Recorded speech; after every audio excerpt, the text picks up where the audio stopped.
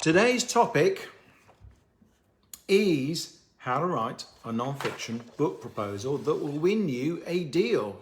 This is the template that you can download from me, and this is pretty much exactly where Pearson, what Pearson sent to me for my first book deal. So let me just give you the link to that actually, because it was proposal. There we go. I'll give you the link for anybody who's watching this and hasn't already downloaded it. Download the template. Oh,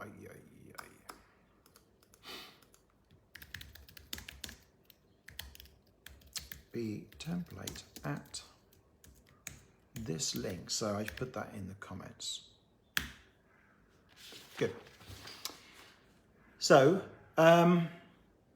there are 11 questions for you to answer in order to fill this in. And like I say, this was specified by Pearson. I filled in pretty much exactly what this was in 2009 and submitted it to Pearson. And they said those immortal words. They phoned me up and said, I think it was something quite low key, like, we've decided to go ahead. And I just went, that's good. Yes. And then danced around my room for a while, my home office. That's quite a moment when you know you've got a book deal. And it changed my life that day. The power of a non-fiction book is not to be underestimated. It's an incredibly, it can change your life. So if you write a good non-fiction book, first of all, it's a great calling card. It will, you are forever afterwards the author of, so you are the author of something. And that means that people will actually ask you to speak. They'll ask you to be involved in their projects. It's an amazing status card, particularly if you get a book deal in the way that we're talking about. Now, I've had discussions before about the differences between getting a book deal and self-publishing. Both have value. Self-publishing gives you more control over the marketing, over the content. But you have to pay for everything. You have to pay for the editor, the designer. You have to do all the marketing yourself. And but it does give you some flexibility around marketing if you're a good online marketer. So there are some advantages to self-publishing. Plus, whether you get a deal, right, I'm going to tell you how to fill this thing in. It is, to a certain extent, unfortunately, a crapshoot whether you get a deal, because it depends on fashion at the time, what's in vogue, what isn't in vogue, and a number of other factors. So, unfortunately, it is still a little bit beyond your control, but I'm going to tell you all the things you can put in your proposal to help you actually sell it.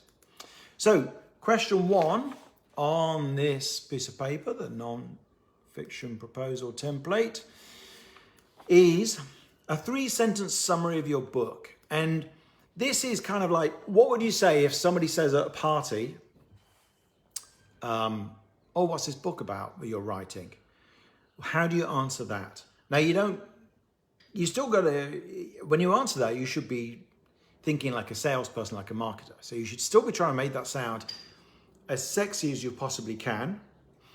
You don't just go like, well, it's kind of a book that helps you, like it's like project management, but it's slightly better than most project management books. You got to pitch. So you've got to say why it's so sexy.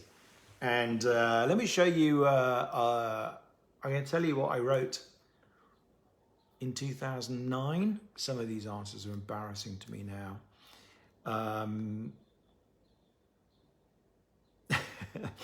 So my 3-sentence summary of Screw Work, Let's Play, which is my first book, is stop between boring work that pays and the fun stuff that doesn't. This book will show you how to escape once and for all and just play. You'll learn the 7 secrets that will show you, ended up being 10 secrets. You'll learn the 7 secrets that will show you how to play all day and get paid. And you'll see how to achieve greater riches by having fun than you could ever have got from chasing money itself. So that was a fundamental premise of my first book, which went on to do rather well. It's been, if you don't know me, it's been translated into 10 languages, and my latest book is an updated version of that one. So F Work Let's Play was W.H. Smith Business Book of the Month at the end of last year. It's described, the Sunday Times gave me this lovely quote of a compelling intense escape from corporate life that could spell a rash of resignation letters. So just in case people don't know who I am and wondering what I know about books. So that's question one, a summary. How can you make it sound as sexy as possible in 1 to 3 sentences? And then number 2 is kind of similar, the pitch. Please describe your book's promise and distinctiveness. What does it set out to do for the reader? Why will it be interesting or compelling to them?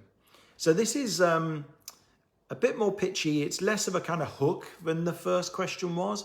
It's more like, this is why this is, you particularly want to say why it's new.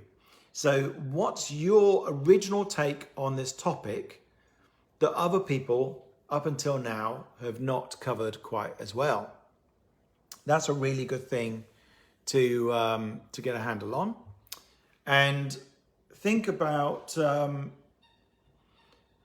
know, if you're coming into a crowded market of books, how do you bring a fresh take on it? And then what is the reader going to get out of it? And why is it particularly interesting? That's question 2.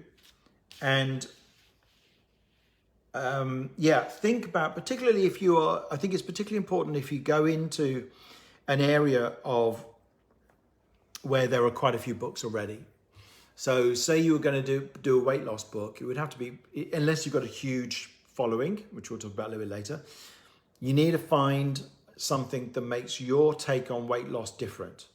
And it may be that it's for a particular niche, maybe it's for a particular demographic, or people with a particular situation, or you've got some different spin on it. You know, there was sort of high protein, there was low carb, there's slow carb, there's, I don't know what, 15-minute thing that Joe Wicks went with. You know, it was all about speed and ease.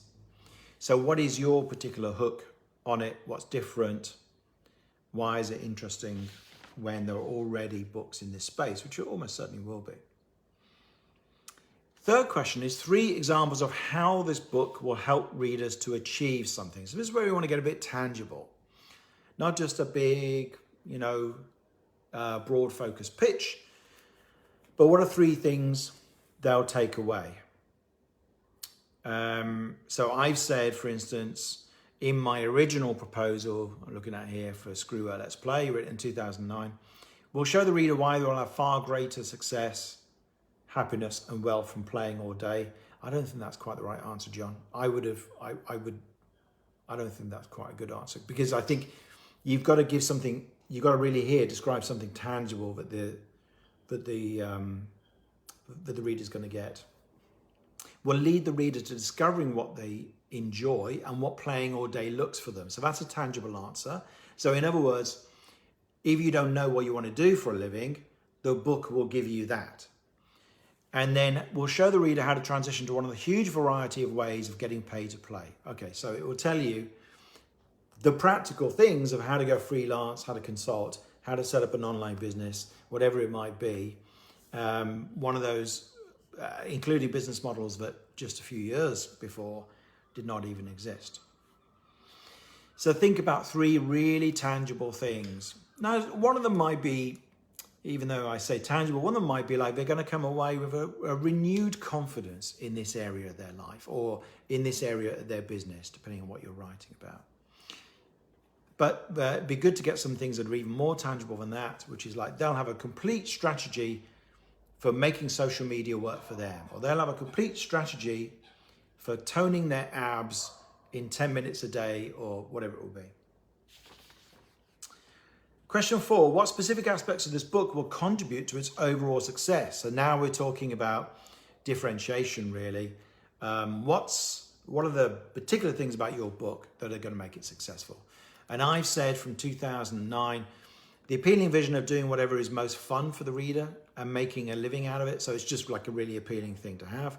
The warning that if your work is easily defined and repeated, you're at risk for the next wave of global outsourcing.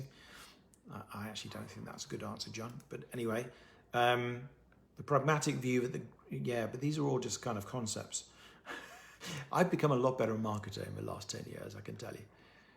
The how-to sections on monetizing your play and how the internet enables us in new ways not previously possible. And inspiring interviews with people who already play all day, having built remarkable and unique businesses and lifestyles for themselves. So that's quite a good one. So one of the things that I think that I really enjoy in non-fiction books, and that I really wanted to include in my books, were stories that illustrate the things you're talking about, and fun stories. You know, the people in this new version, this has got all new stories from that original version, pretty much all new, are people who make a living doing weird food experiments, people who make a living driving the street food movement, someone who makes a living helping women who are childless. So kind of quite interesting, personal, quirky, original businesses. Those are things that I love to read about. And so that's one of the things that will make people love my books. And so think about that for you. So stories is one of those options.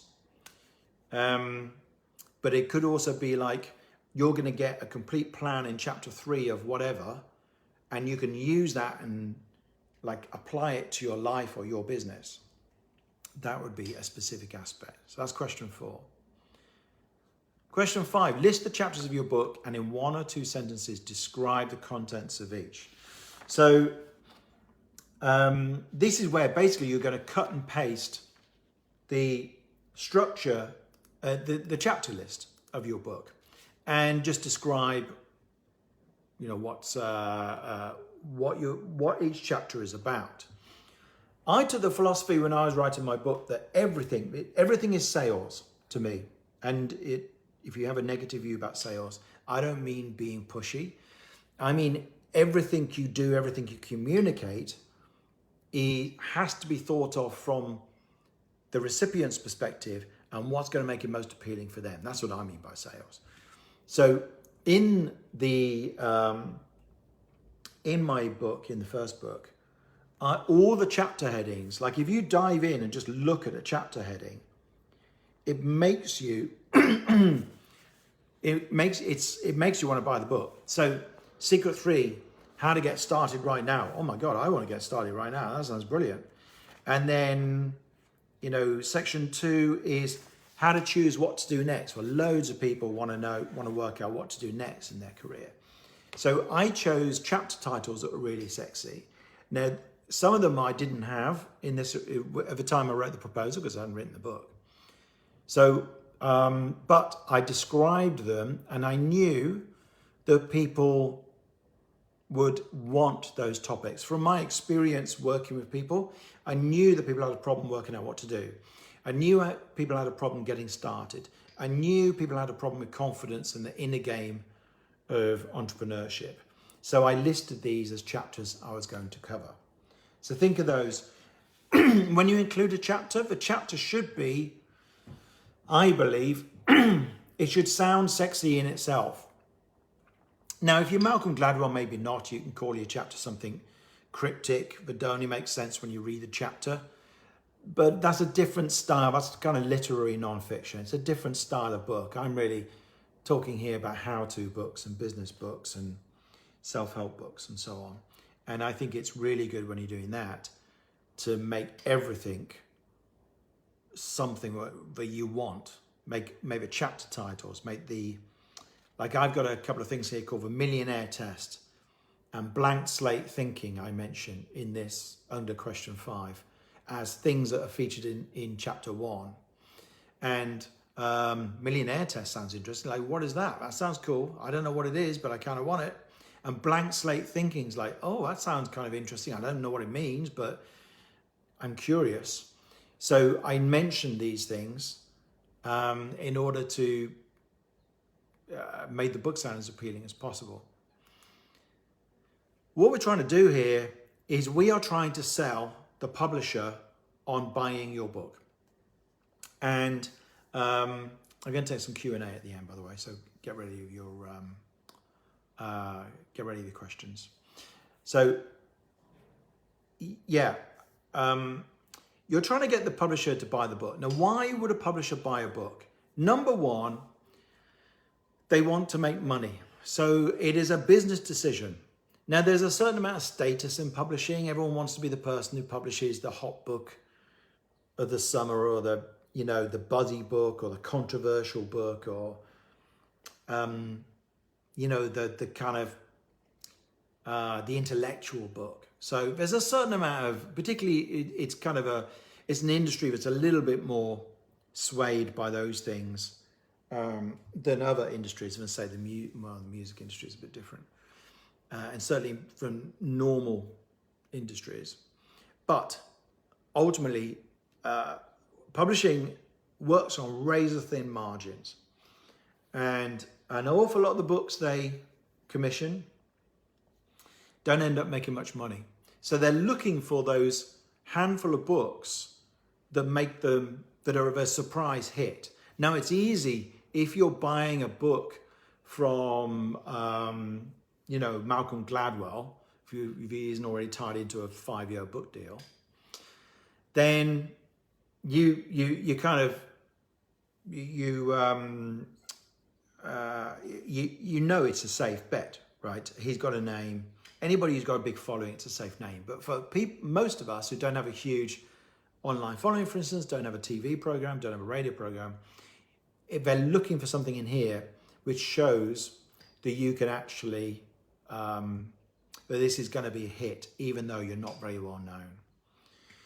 So that's what you're trying to do all the time. You're trying to sell it to them as like, this book is going to sell. This is what we're trying to do. So this is question 5. Have I actually put this? Oh no, I've actually, slightly confusingly, sorry, I've been telling you the wrong order, because at this point, my old version, I've been reading it out of my original proposal in 2008. Question 5 is actually something different. What I was talking about there was what is actually one of the last questions, which is question 10. That's where you list the chapters. In this proposal template, question 5 is, what are the specific audiences for this book, and why will this book be of value to them? Now, what this means is there might be several people who could benefit from your book. So I was clear that there were really three really clear markets, and they are actually called out by this text on the back of the book. Stuck in a job that's boring you to tears, slogging away at a business that's never quite taken off, still can't decide what you'd rather do, it's time to say enough. So that's pretty much the same as what was on the original version of the book. So what that means is there's an audience of people who are in a job and want to get out. There's an audience of people who have got out, tried to go freelance, tried to start a business, and they're struggling. And then there's an audience which, like, they know they want to do something different, but they just don't know what it is, and that's what they're stuck on. And my book addresses all three of those. And so that's what they mean by specific audiences. You might say, like, it's really good for people who've got chronic pain. It's really good for people who've got chronic fatigue. It's really good for people who've got depression, if your book is like a, you know, CBT thing, for instance. So that's what the specific audience is about. You might only have one, you might have a number of them.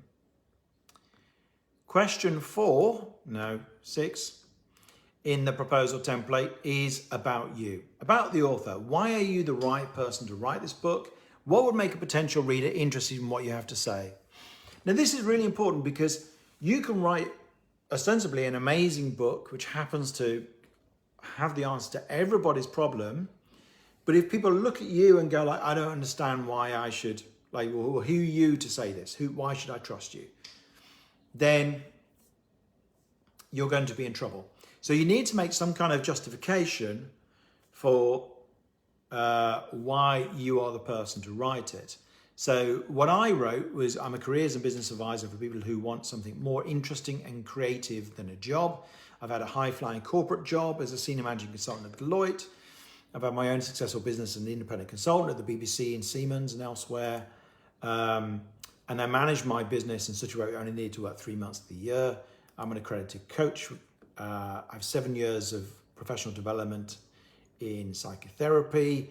My projects have been featured in The Guardian, The Reader's Digest, Radio 3, other things. I run a live event called Scanners Night. That was something I used to do at the time. I have an email database of like a couple of thousand people or something at that point. It's now about 10 times that. And I'm an internet marketer with a complete strategy for promoting the book. So now you might think, okay, I don't have those things, but sometimes what you can do, you can use what I'm actually doing here is I'm not saying, I don't really have a qualification in careers advice, right? I'm a qualified life coach, but what's that worth these days?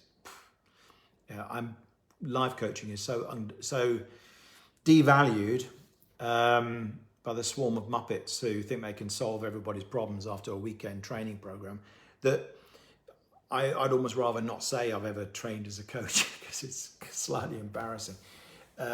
So there's, in a way, you could say in here, there isn't actually a formal qualification that says I'm not a qualified careers advisor. And as an entrepreneur, my argument was, I have broken the rules of freelancing, of consulting, of jobs for the last 10 years. And now I wanted to take all of that stuff, stick it in a book so that other people could benefit from it. And that actually is a story that people can buy. So you can often use your personal story. So for instance, if for instance you got over a challenging, incurable medical condition, and you dived, you had this, you've got the whole story of how you dealt with it and how bad it was and how you fixed it. And you deep dived into the research of what helped. You did all these different methodologies and you eventually solved the problem. That actually might well make a book. And the book revolves around your personal story, even though you're not, a doctor or a consultant of any kind.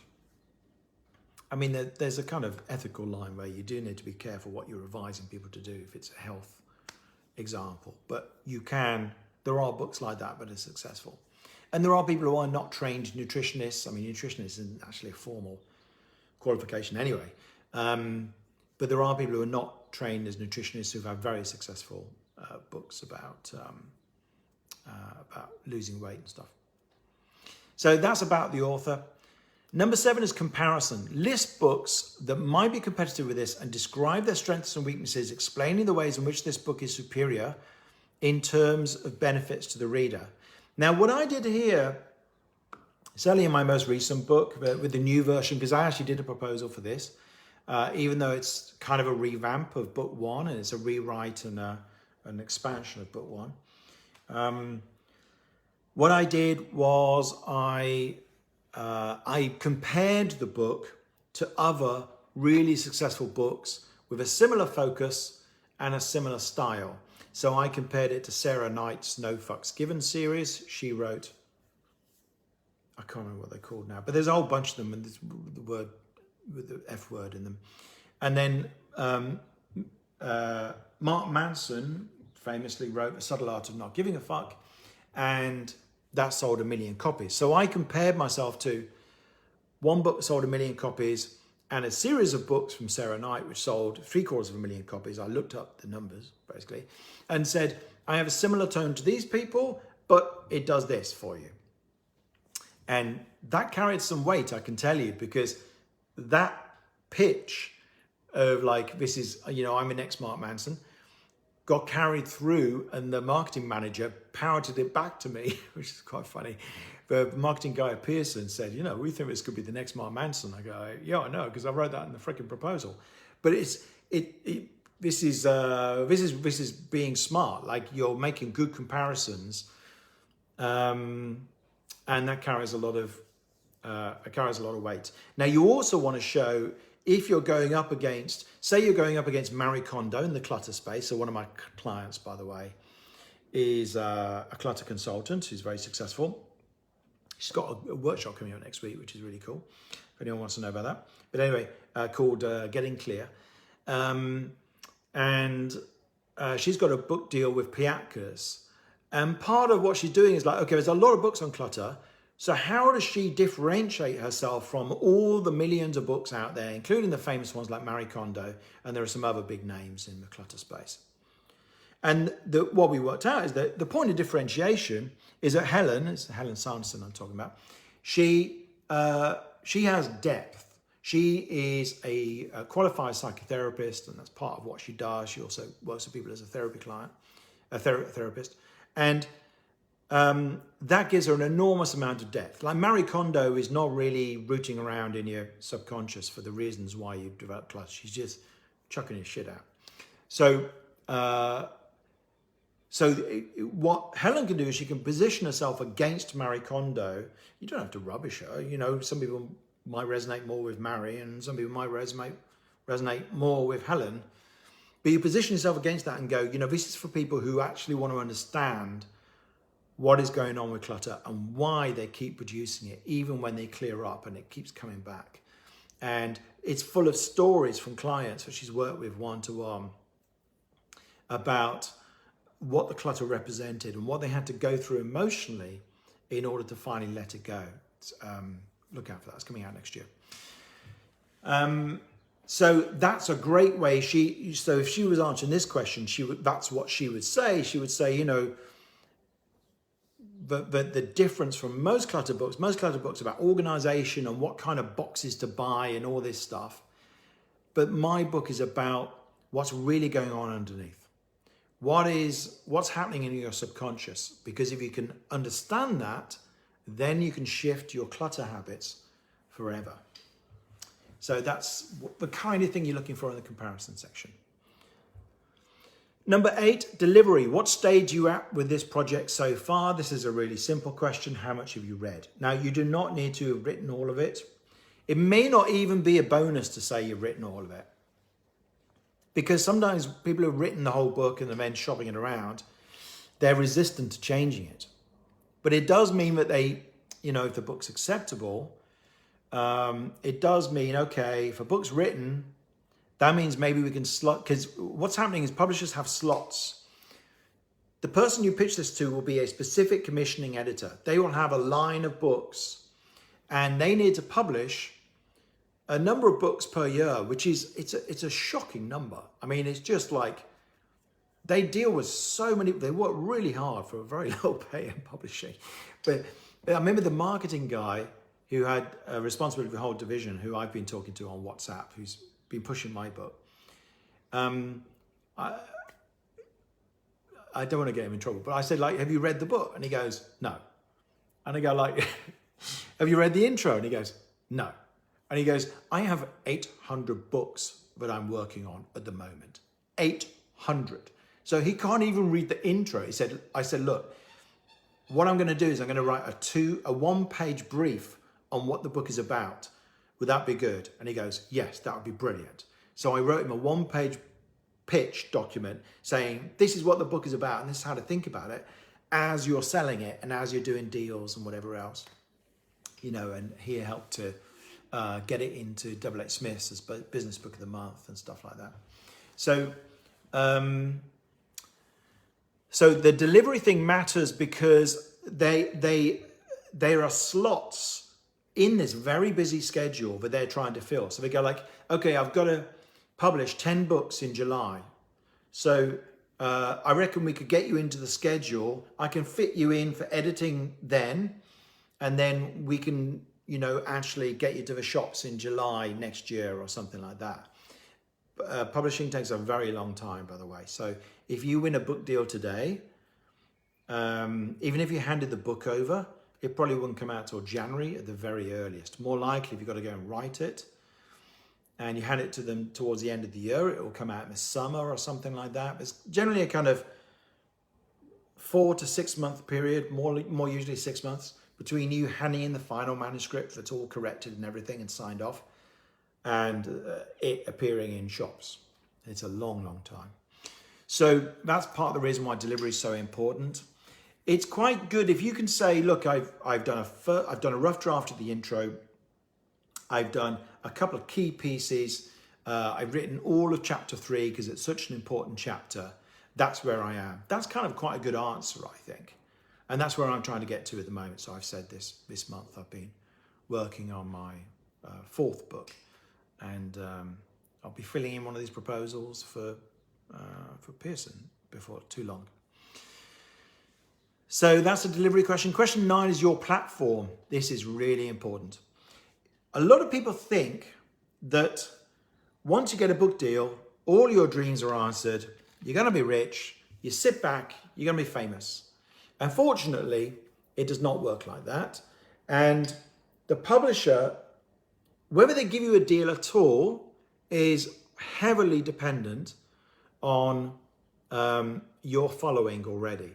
So all the stuff I teach clients, and I teach, in this Facebook group here, the F Work Let's Play Facebook group, about how to speak to your audience and stuff. That's really important, because if you go to them and say, I've got 1 million followers on Instagram and I want a book deal, you're going to get a lot warmer response than if you go, hey, I've got a great idea. Can you give me a book deal? And they go, well, what's your platform? Which is their term for it. What's your following? And your platform, it says here, what channels do you already have for promoting the book? And how will you help generate demand for its publication? This is such an important question. So your platform includes social media following on different channels. An email list is really powerful. Email lists actually are more valuable quite often than social media, unless you're really shit hot at social media. If you've got a radio show, or you've got a really successful podcast, if you've got a successful YouTube channel, that's hugely beneficial. So when you start thinking about books, and when you start writing your book, you want to be at the same time building your audience around this topic as you're writing it, because by the time the book comes out, it's too late. If you've got 0 email followers and 0 social media followers and no presence, no one's ever heard of you, well, first of all, you probably won't get the book deal. But secondly, you're going to have a really hard time selling it. Now, if you're lucky, the publisher might decide, okay, we're going to really put some weight behind it, but they might just as well not. And it's one of the great cruelties of life. But the publishers spend more money on the people who don't need marketing than they do on the people who do. Which is, it kind of makes sense. If you're Stephen King and you bring out a new book, they spend a fortune on marketing. There's going to be posters in every train stations, right? Every tube station. There's going to be like a massive campaign around it. It's ditto if you're Malcolm Gladwell. And the reason why is because they know for every pound they spend on marketing Stephen King, they get £2 back. But spending a pound on marketing you is basically a crapshoot, and they have no idea whether it's going to pay off or not. So you do need to be developing your own audience. And you ought to be doing that anyway, whatever it is. Even if you're in a job, you ought to be doing that. It's a very good thing to have a following. 10th question is structure. Now, I did cover this earlier because I had it earlier on in my original proposal for Screw Work, and that's what threw me. So this is where you list out the chapters, try and make them as sexy as possible. And then question 11 is the final one. A writing sample. Include a piece here that reflects the focus and style of the book, such as the introduction and or chapter or large piece of a chapter.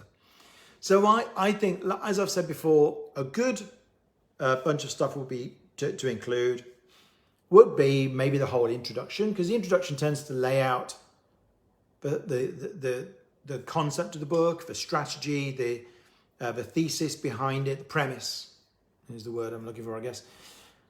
And then you might also say, like, here's chapter 3, which is like is a really powerful chapter, or here's like a key piece from a particular chapter. I'm trying to see what I did.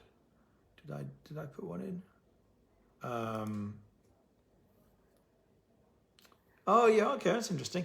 So I included in my proposal in 2009 an extract from the introduction, which was explaining what I mean by a player. A player being somebody different from a worker. And that did end up going in the book. It got edited, but it got, yeah, that was quite a key concept that went into the introduction. So something, if you've got a story or a section of the book that really captures the spirit of the thing. In my second book, Screw Work, Break Free, there's a chapter somewhere near the end about these guys who I absolutely love, who are designers, called Suck UK. And I can't remember the name of the two guys who formed it now. They were friends and they went to design school together. And the story at the end is about them trying to create their first product that worked. And they made this product initially that was a bin with a sort of weird foil material around it, which they then vacuum packed onto the bin using a vacuum packing machine. And then it made this really weird space age looking waste paper basket. And they dropped it off to a number of different offices and said, hey, you can just have one. You know, we're trying to get this product line off the ground. And they said, but eventually these people phoned them up and said, can you come and please take this piece of crap away? They hated the bin. So their first product absolutely bombed. And then they did one or two other products. And then they ended up, in the end, they ended up winning like some massive award. And they're on BBC television saying, hello, Mom, as they won Designer of the Year award. They were drunk on TV. And just the way they approached their business of just sort of like a couple of guys who were winging it, but who managed to create this really successful, well-respected design business and product business. Just captured the whole spirit of what I was trying to say, of experimentation and iteration, which is the theme of Screw Work, Break Free, that second book. And I remember Jacqueline, my agent, read it and said, you know, that bit should be at the beginning. That's the whole book. In that story, you represented what you're trying to say. So that would have been a good book. If I'd realized then, I don't think I'd written it at the time I wrote the proposal, I could have taken that story and put it in the proposal and say, this really captures the spirit of what I'm writing about. Plus it's just funny. It's a great, you know, it's shocking and it's funny and they're sweary people and they're the most unbusinesslike people you've ever met. And yet they still made it. So that's what a writing sample can do for you. So that is how to fill in your proposal for a non-fiction book. Who do you give it to? That's a whole different subject. We also haven't talked about titles. In terms of who do you give it to, you got two routes to try and get a book deal. One is you go directly to a publisher somehow. You're going to get a lot better response if you get if you get an introduction. Two, you go to an agent and then get the agent to get you into a publisher. But then you've got to sell the agent with a very similar, basically you can just write this proposal and hand it to the agent and see if you can convince them. And then the third thing is actually, you know what sometimes works best? Be a big presence in this space. I've told you need to have a platform to get a book deal. So be a big presence. At the time I won my first book deal, I was coaching people. I was coaching creative people about their careers.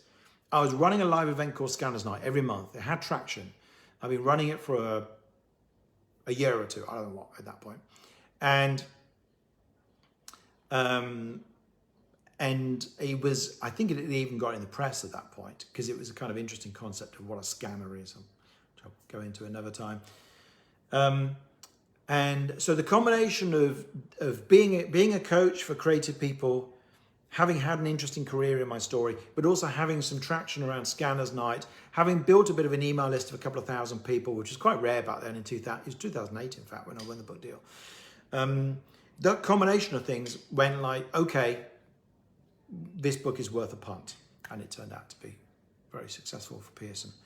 So what I'm saying is go out there and be a big presence in the world. That's the best way of winning a book deal, because they will come to you. And no end of my friends and clients have been out there and been really kind of visible in their subject. And that has then attracted people who have come to them, even agents come to them or publishers come to them and said, hey, have you thought about writing a book? That's a really good way around of doing it, because particularly if it's a publisher comes to you, you know, they want you already. You haven't got to sell them. So that's actually my preferred way of doing it. I know you're not going to like it. You're going to want me to say there's some magic hack that gets you into a publisher. I mean, you know, you could try and persuade my agent to take you on, but she doesn't really take many people on. But however, writing this proposal template out and getting it really good is going to stand you in good stead. It's going to help clarify in your mind what your book is about. Even if you self-publish it in the end and you publish it yourself entirely on Kindle, or you print it, or you go to a hybrid publisher like Rethink, who are somewhere between, you have to pay them for all the work that goes into the book, but they give you guidance. They expect you to meet a certain quality standard. They'll help you with the cover. They'll do everything for you. And they'll even help you with the marketing stuff. So that's quite a good sort of semi-self-publishing route. But whatever it is, filling in this proposal will clarify your thinking on it. Now, at the top of this proposal, I actually skipped something rather important, which is book title and subtitle. If you get a really good title, my agent Jacqueline told me this, it's quite funny what happens. Because if you get a sexy title and you put it in front of people, what happens is you're normally pitching to one commissioning agent, and the commissioning agent, you manage to persuade her, it's usually a woman in publishing, but you manage to persuade her that your book is worth taking on. She then has to go and pitch that book to an editorial meeting, and she needs to... She then needs to sort of sit in a boardroom meeting with people and pitch her book idea, which is your book idea, and say, this is why this is going to be really successful. And what happens is, and then, because even if a commissioning agent wants it, if the powers of B don't sign it off, you haven't got a book deal. Now, you may be able to have a second shot and go back and reposition it, but better to get it right first time. One of the factors that affects that is the title.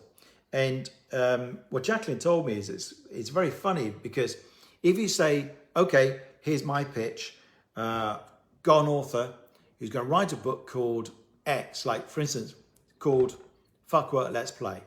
And what happens is, if it lands, if people love it already just from the title, they'll just go, oh my God, yes, totally. And you know where that would work? That would work in W. Smith. And we could get such and such on board with this. I reckon this will play really well in The Guardian, or in Psychologist magazine, or whatever it is.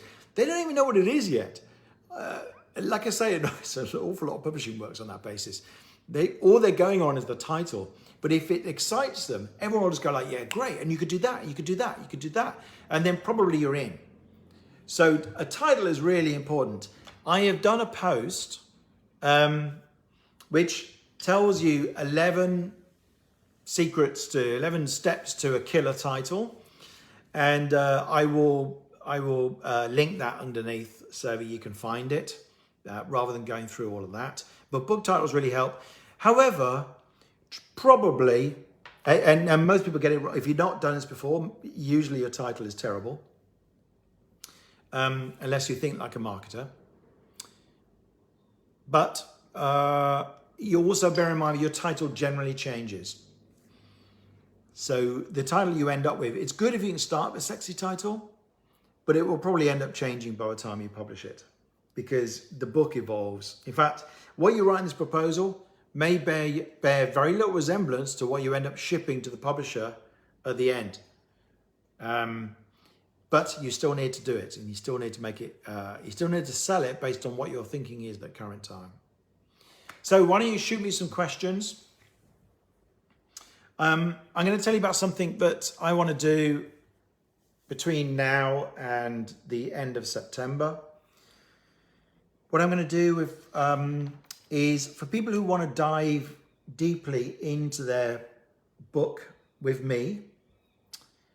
I don't normally work with people on their books because most of the time I'm busy with people on their businesses and helping them to get a new business off the ground or a new thing off the ground within their current business, like a course or a new corporate proposition or a one-to-one package or group program or something like that. But I think it would be interesting to do this for a few people. So I want to do something called a VIP Author Day.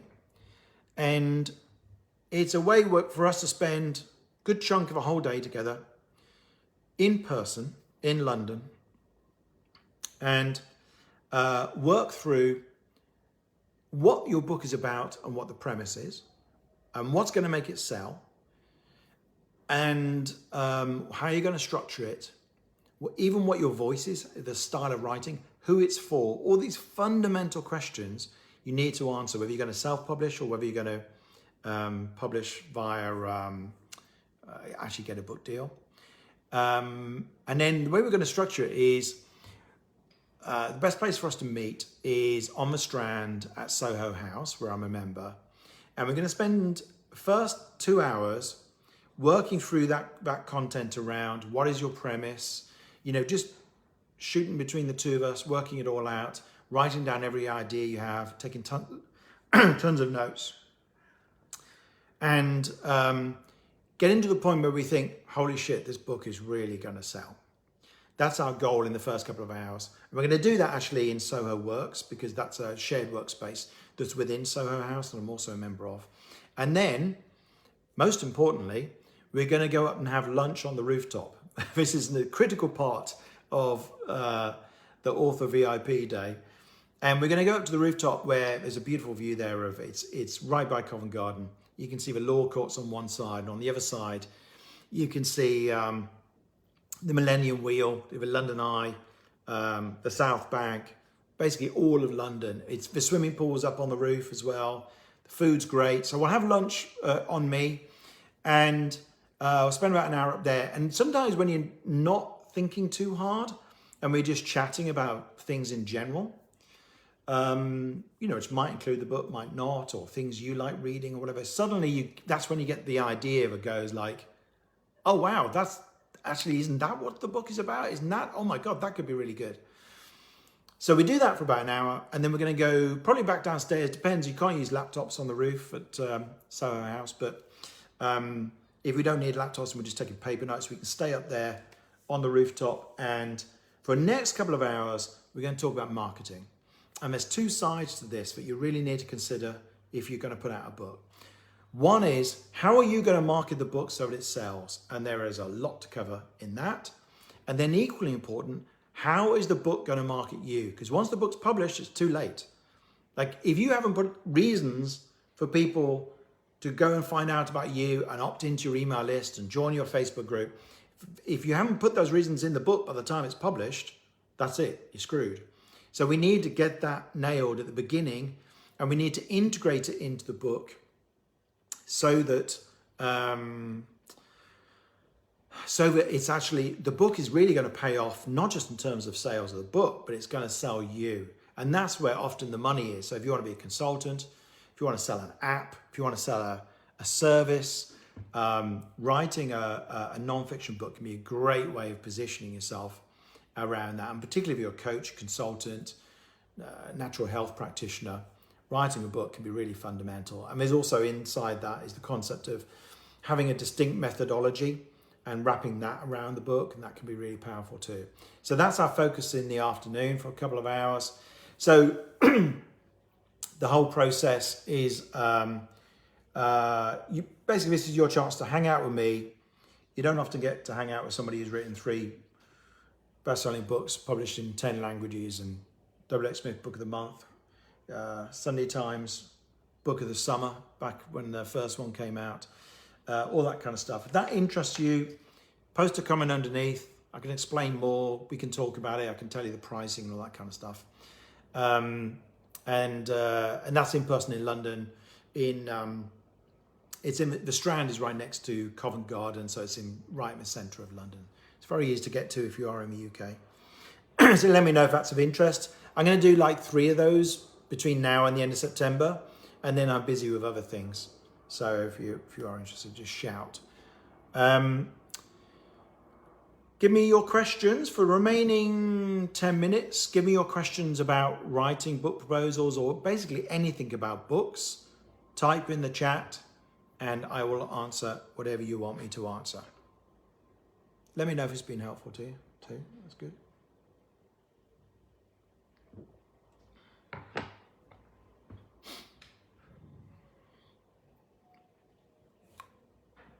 Let's have a look.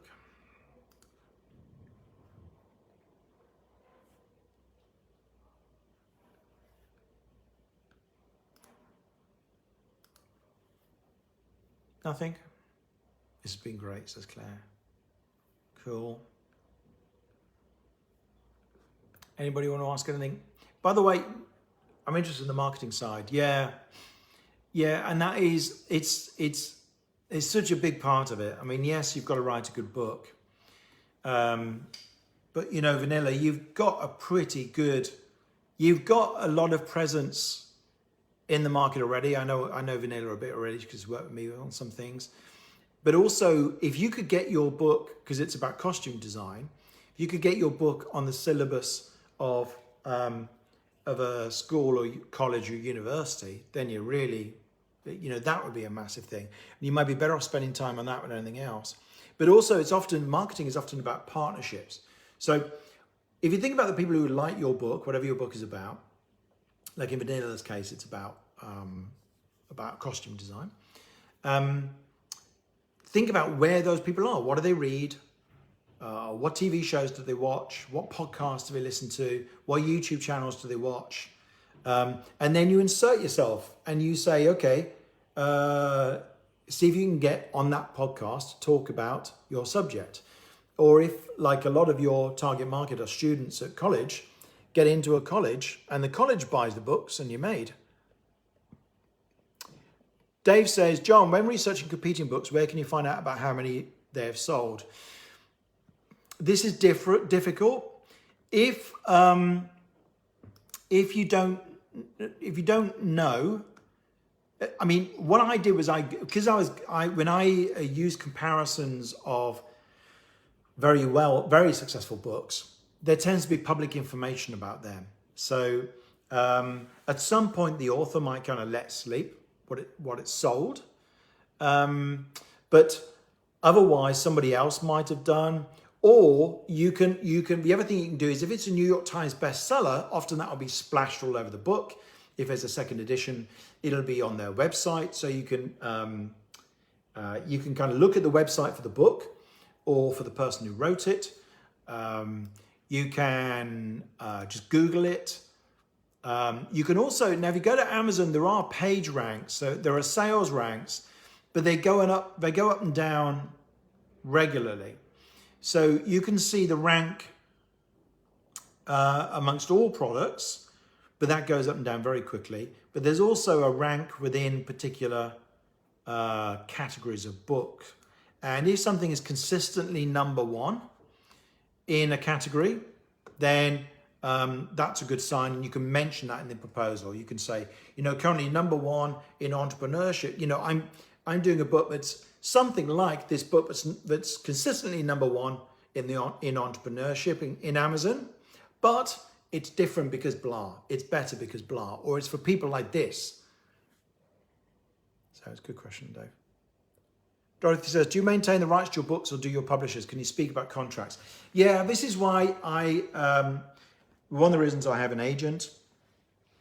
They negotiate you more money. So an agent should make you, because an agent will take 15% of everything, but of everything book related, but they should be able to negotiate a 15% better deal, like a minimum.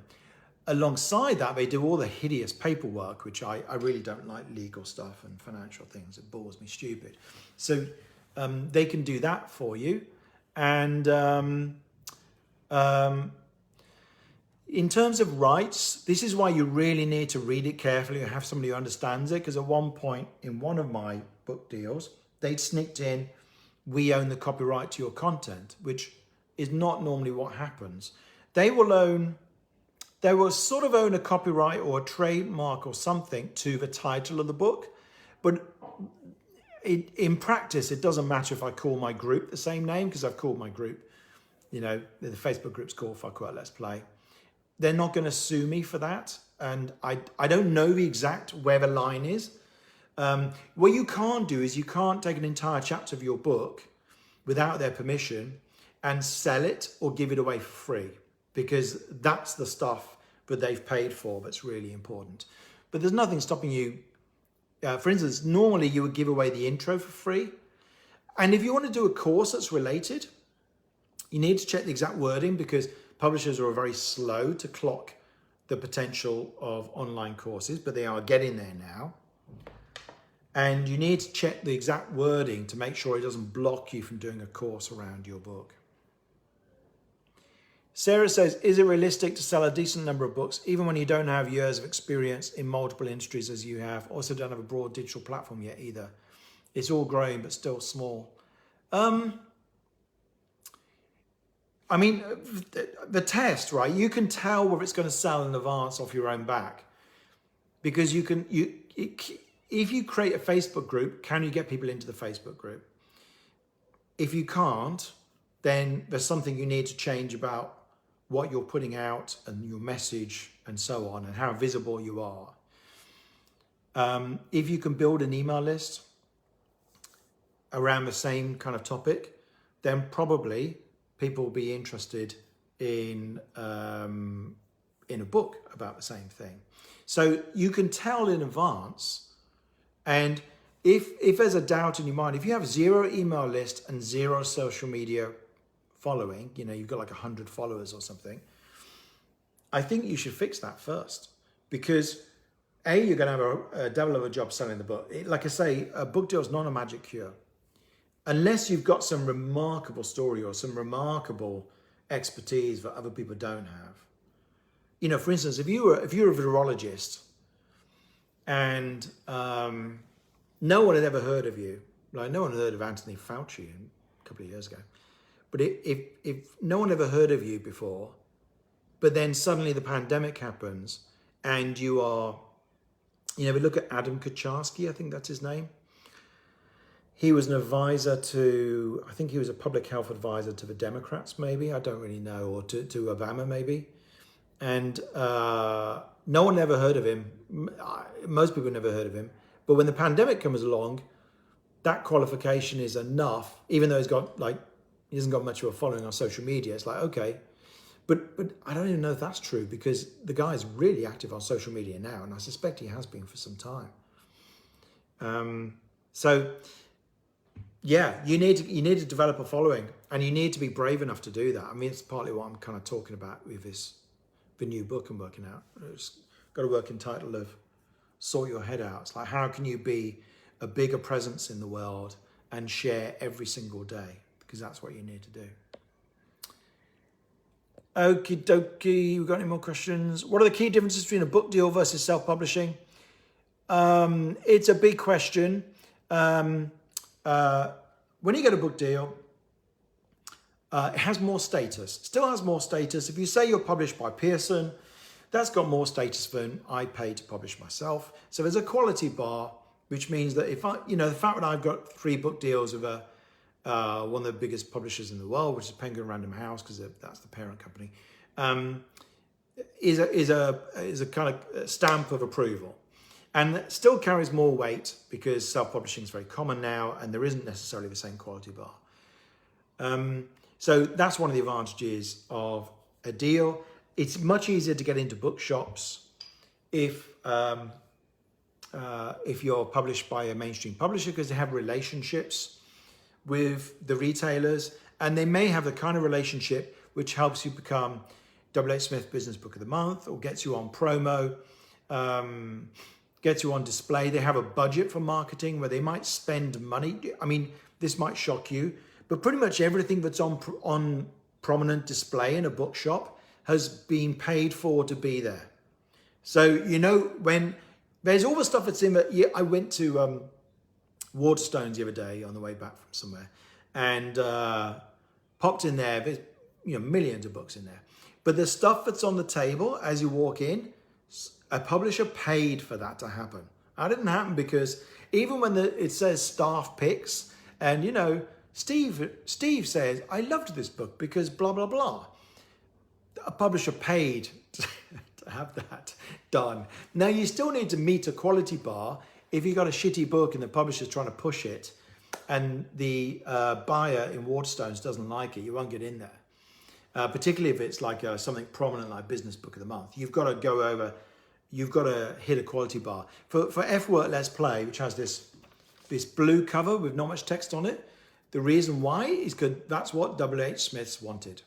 They said we want it to be blue because there aren't many blue books, and we want it to have the minimum amount of text. So even though there's this amazing quote of the Sunday Times available to slap on the front, they didn't put it on the front because they said we want this to be minimalist. That's what's going to make it stand out right now.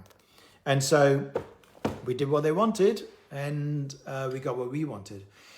Self-publishing, there are some downsides to getting a book deal. They sometimes change the name of your book. They sometimes get the wrong idea about your book. They want you to take it in a different direction. But one of the advantages is they pay for cover design, for editor, for line editing, which is like the grammar, the low-level grammar stuff. But they will give you input on how to structure the book at a higher level. They may well pay for PR. They pay for PR for me. Not that I did a lot. I probably did more than they did. And so you get an awful lot included, which you're basically going to have to pay for when you self-publish. You're going to have to pay for a book designer. That's the layout inside. A cover designer. You're also, you know, who's going to talk over with you the title of the book, the subtitle of the book. If you don't, you know, I mean, obviously, I can do that with you if you come and do a book VIP day. But otherwise, how are you going to work that out? So that's one of the advantages of a book deal.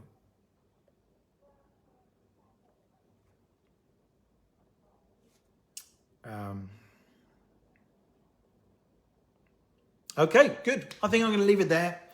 And I'm going to continue talking about what I'm doing for the rest of this month, although I am on holiday next week. So I don't know how present I'll be. But I'm talking about the contents of my fourth book, which I'm working on, and I'm working on a proposal for that, although I haven't done very much on the proposal yet. I've been working on the intro and some of the bits of content, which I've been sharing in the group. Part of the reason I'm doing that is because I can see what gets a big reaction. And it's a great way of road testing your material. Because I post things which I think are really profound, and people just go like, meh. It's like nothing. And then I post something in 5 minutes, which I think like, this is probably not going to land. People aren't going to understand this. It's not going to kind of make sense out of context, I mean. And, or it's maybe not maybe people won't understand why this is so important. Like I posted something last night about how much sharing is too much. And that's done really well. That's like, despite posting it at a weird time in the evening, loads of people have responded to that. So that shows like, okay, people are responding, that should go in the book. So I'm going to continue that process over the next week or two. And the book is about how to sort your head out for success, particularly entrepreneurship, but also creative success. The working title is Sort Your Head Out, but that'll probably change. And for anyone who's interested in spending a day with me, getting your book ship shape and really turn it into something that could be a bestseller and have the kind of success I've seen, just let me know. You can send me a message or comment underneath or reply to any of my emails if you've signed up. All right, I hope that was helpful. Have a good weekend, everyone.